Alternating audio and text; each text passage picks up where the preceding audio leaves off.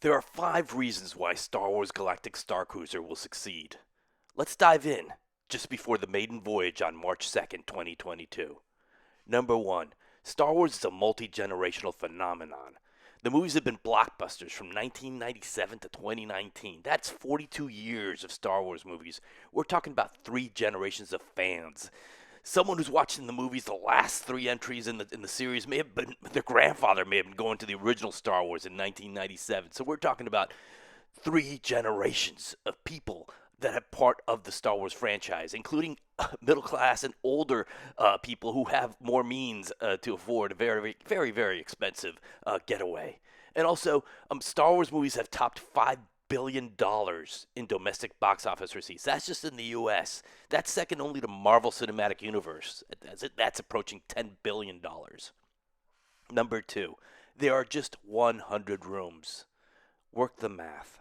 Disney World has more than 35,700 available rooms now. Star Wars is just 0.3% of the rooms.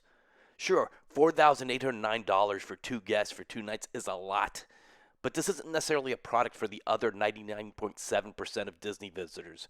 There's a Venn diagram of the people that can afford to pay it and are Star Wars fans, and I assure you that is more than 0.3% of the people that are staying at a Disney World Resort hotel. Number 3, prices will likely go up, not down. So before the maiden voyage, the Star Wars Star Cruisers basically sold out through mid-May. There's some weekday stays in mid-May. Open availabilities in July, so 4 months away. Will we get to the point where they're operating at less than 100% capacity? Perhaps. But Disney isn't going to discount some last-minute openings. It's going to just basically disrupt the whole pricing if everyone sees that happening. I think Disney's going to hold the line and increase prices over time, just so they teach people to know, hey, book now, book early. Prices go up, not down. And also, one thing to consider right now, it's opening while there's still some international travel restrictions in place. So some visitors, some international visitors, they spend 5 figures for a week or so at Disney. That's a lot of money, but that's the kind of the group right there, that $4,809 for 2 of those nights in a very unique and exclusive experience may not be so outrageous. Number 4, Star Wars Galactic Starcruiser will make 80 million to 100 million in revenue a year on lodging alone. But that's not the only revenue channel that Disney has going on here. Meals are included, but not alcoholic beverages. And there's also exclusive merchandise sold only at the Star Cruiser. And in fact, some of the lightsabers and other unique merchandise has already hit eBay and other marketplaces at several times what it's retailing at the Star Cruiser. There's a money-making opportunity there for Disney. People want the merchandise and they can get it there. It's going to be a moneymaker. And number 5 is optionality.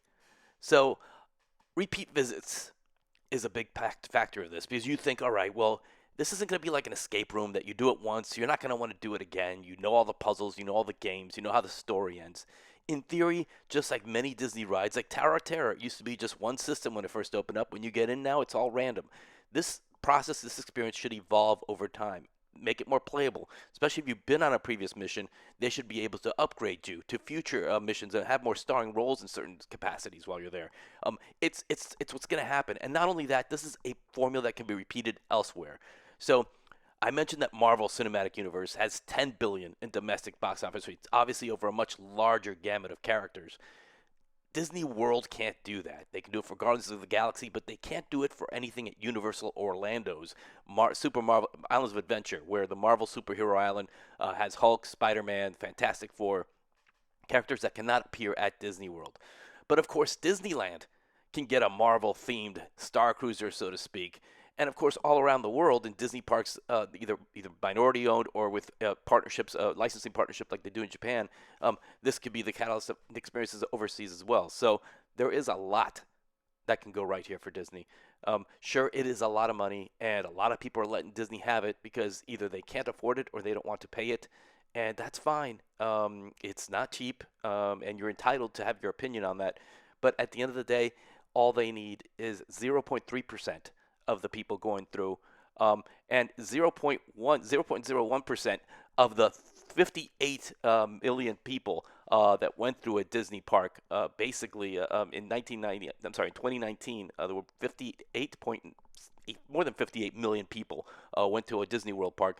All they need is about 50,000 of them. That's how many people get to experience Star Wars Galactic Starcruiser every year.